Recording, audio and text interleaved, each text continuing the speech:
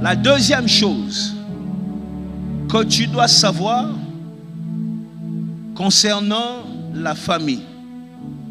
La famille est un portail. Dis avec moi un portail. Écoute-moi.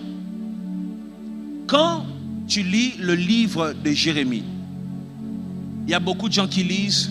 La Bible dit, Jérémie, je t'ai choisi. Avant que tu sois dans les ventres de ta mère, je te connaissais. Je t'avais établi prophète. Plusieurs personnes, regarde-moi si c'est possible. Plusieurs personnes pensent que ces passages bibliques-là parlent d'un cas isolé. C'est-à-dire, ça c'est seulement le cas de Jérémie. C'est une grâce que Jérémie avait. J'ai entendu des prédicateurs dire, bien-aimé dans le Seigneur, Jérémie avait une grâce. Dieu l'a connu avant les ventres de maman. Non, ce n'est pas le cas de Jérémie. C'est tout le monde. Ce n'est pas un cas isolé que Jérémie seul a eu cette grâce. Tout le monde. Dieu parle d'une procédure, une loi pour tout le monde. Dieu te connaît avant même de te mettre dans les ventres de ta mère.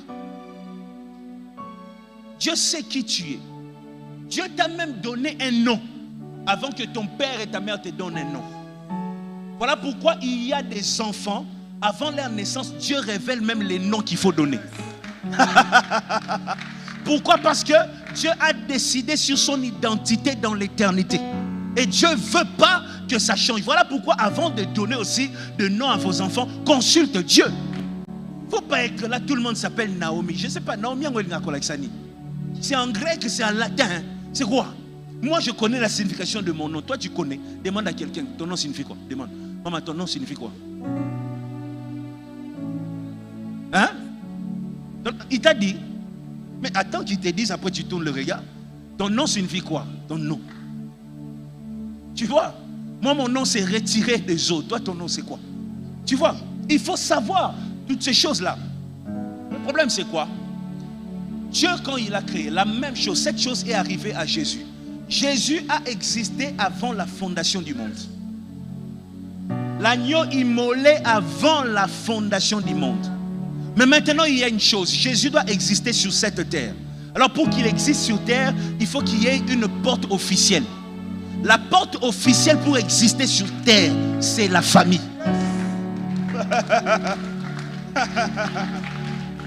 Tu n'existes pas si tu n'es pas passé par une famille. Voilà pourquoi Dieu s'est assuré que Marie accepte la grossesse. Joseph peut partir. Dieu dit, Joseph, viens ici. Parce qu'il faut une famille pour que la chose soit officielle. Tu vois ça? Donc tu dois comprendre que la famille est un portail. Mais maintenant, moi j'ai un problème. Regardez. Si maintenant, avant d'entrer ici, je me suis habillé, j'ai repassé mon pantalon, ma chemise, et puis j'ai dit, je viens prêcher ici. Si je sors maintenant là, juste là, par la porte 1, il y a un peu d'eau, il y a de flaques d'eau là parce qu'il a plu aujourd'hui, ok? Et que je reviens ici, tu remarqueras que mes chaussures seront en train de porter un peu d'eau, ok? Un peu de la boue. Vous voyez? Au départ, en quittant mon bureau, j'étais propre. Maintenant, regarde le bureau comme l'éternité. En quittant l'éternité, j'étais propre.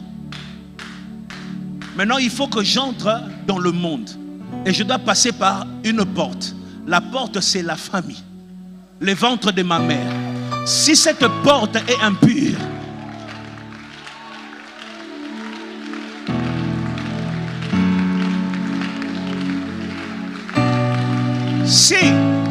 si cette porte est impure, je ramasse un peu d'impureté.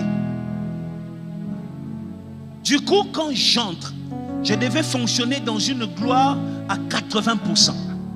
C'est ce que Dieu avait prévu. Mais l'impureté que j'ai rencontrée à l'entrée a réduit les 80 à 40.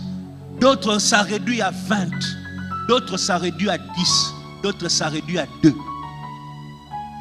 Tu vois une personne qui vient au monde sans gloire. Un bébé sans gloire. Dieu n'a pas créé d'idiot. Parfois tu dis, yango yezo bazo nzambe pende mutasala he. Nzamba salié papa nanga he. Mais il y a un souci. Portail, dis avec moi portail. Voilà pourquoi Dans la Bible, les mots idiot n'existent pas. Dans la Bible, il n'y a pas idiot. Cherche. Il n'y a pas. Dans la Bible, quand on veut parler d'idiot, on parle de l'intelligence obscurcie. Intelligence obscurcie. Obscurcie, ça veut dire il est intelligent, il a de l'intelligence, mais cette intelligence est couverte par quelque chose. C'est-à-dire le jour où il est venu, il était intelligent, Dieu l'a créé intelligent. Maintenant, quand il entrait sur terre, quelque chose a couvert cette intelligence. Son intelligence s'est obscurcie. Il devait réfléchir à 60%, il réfléchit à 2%. Parce que les ténèbres a pris place sur son intelligence. Vous comprenez? C'est comme ça que plusieurs ne fonctionnent pas bien. Voilà pourquoi les moments de grossesse, les moments de mariage sont pas de moments où tu rentres, tu appelles le monde entier, venez, on va célébrer. Fais un sacrifice sur l'autel. Regardez bien, Dieu est allé choisir, pas n'importe qui. Pour la naissance de son fils, Dieu est allé choisir Marie, une femme pure. Vous savez pourquoi? C'est parce que Marie était la plus belle. Hein? Maria otoni gracia. Hein? C'est pour otoni gracia. Non! Tu as trouvé grâce. Je vous rappelle que Dieu fait grâce à qui il veut. Mais le problème c'est quoi? Jésus a une grande mission. Il faut qu'il sorte par une porte pure. Pourquoi il doit sortir par une porte pure? Pour que la mission ne soit pas réduite. Samson doit venir au monde. Dieu va chercher une femme qui était stérile. Dieu dit, parce que quand tu entends je parle de Marie, tu te dis, donc c'est que moi, si j'ai un passé, je ne suis pas sélectionné pour donner naissance à quelque chose de pur. Ce n'est pas un problème. La maman de Samson était une femme avec un passé. Elle était alcoolique. Quand Dieu vient dans sa vie, Dieu lui dit, ok, Osana Milangwa, tu as un passé, tu manges n'importe quoi, mais je vais te faire grâce. Parce que Dieu est un Dieu de deuxième grâce, de deuxième chance. Même si tu as marché, tu as fait des erreurs, Dieu est capable de te récupérer. Dieu arrive dans la vie de maman de Samson. Dieu lui dit, tu as fait des erreurs, mais je te fais grâce. Les plus grands juges, le plus grand combattant d'Israël sortira par ton ventre. Tu seras le portail. Mais voici la condition. À partir d'aujourd'hui, plus de liqueur forte. À partir d'aujourd'hui, tu ne mangeras pas n'importe quoi. Parfois, quand on te dit à l'église, laisse ça, ce n'est pas parce qu'on a un problème avec toi. C'est parce qu'on croit que bientôt tu vas donner naissance à quelque chose de puissant, quelque chose de fort, quelque chose que rien ne peut arrêter. Dis avec moi, je donne naissance à quelque chose de puissant. Tu vois, maintenant, il faut prendre des mesures. Il ne faut plus marcher comme n'importe qui. Ceux qui marchent comme n'importe qui ne savent pas où ils vont. Le signe que tu ne sais pas ce que tu es, c'est que tu vas fonctionner comme n'importe qui. Tu vois, la mère de Samson devait se discipliner parce qu'il y a un problème de portail. Si le portail est sale, quelque chose se retire. Tu comprends ça? Tu n'as peut-être pas eu la chance d'avoir des parents qui connaissaient Dieu. Mais parce que toi tu connais Dieu, alors veille sur ça. Parce que tu as une qualité que tu dois produire sur cette terre. Tu vois ça? Tu dois produire des enfants de qualité au nom de Jésus-Christ. Des enfants de qualité, pas des enfants idiots ici. Mais des enfants qui réfléchissent comme des génies. Qui pensent à ce que personne n'en a pensé. Qui voient ce que personne n'en a vu.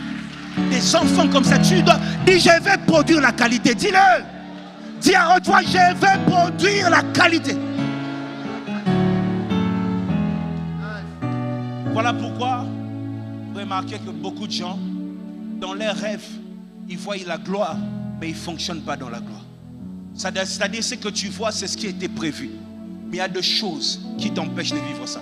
Voilà pourquoi, un moment, quand Dieu a permis que tu sortes d'une famille où il y a la malédiction, il y a un temps. Tu dors, tu ne calcules pas, tu ne sais pas, et puis il t'appelle. En fait, l'appel, c'est quoi? Depuis ta naissance, quelque chose t'a empêché d'être ce que je voulais. Alors je te récupère. Je te détache de cette chose pour faire de toi ce que j'avais prévu dans l'éternité. Bénis Dieu qui t'a appelé. Dis-lui merci. Merci pour l'appel. Merci pour l'appel. Merci. Tu m'as appelé pour me distinguer. Tu m'as appelé pour me transformer. Tu m'as appelé pour changer ma vie. Tu m'as appelé pour changer mes principes. Tu m'as appelé pour que ma vie s'améliore. Tu m'as appelé pour que je vive selon ton plan. Selon ce que tu as prévu. Selon ce que tu as prévu. Alinginga, aponinga, alinginga, apongayo yo babwaka yo. Yesu asepeli nanga, ngayo yo bafinga yo. Tala Yesu abengi ngaye, ngayo yo nabotama na lien. Yesu lola asepeli nanga, ngayo yo ya malédiction. Tala Yesu asepeli nanga, nauti na famille kangama. Kasi Yesu asepeli nanga, nauti na famille baloka kiye. Tala Yesu asepeli nanga, nauti na famille beba kiye. Tala Yesu asepeli nanga, nauti na famille bawanga na e. Tala Yesu asepeli nanga, engai yo bafinga kyo. Tala Yesu asepeli nanga, ngai yo baloka ke. Tala Yesu asepeli nanga, ngai yo babwaka ke. Hey Yesu asepeli nanga.